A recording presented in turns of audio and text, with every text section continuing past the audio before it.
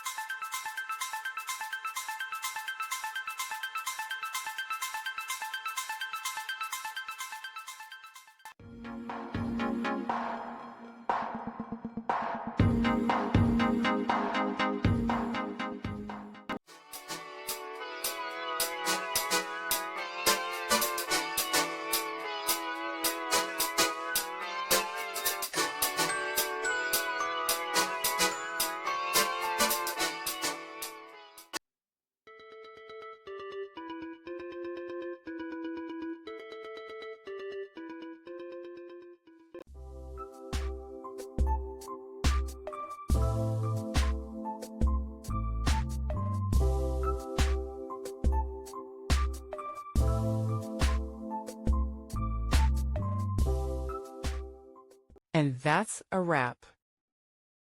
I hope you found the answer you were looking for. If you did, take a second to hit that subscribe button. It really helps out. And let me know in the comments which solution worked best for you. See you next time in the Debug Zone.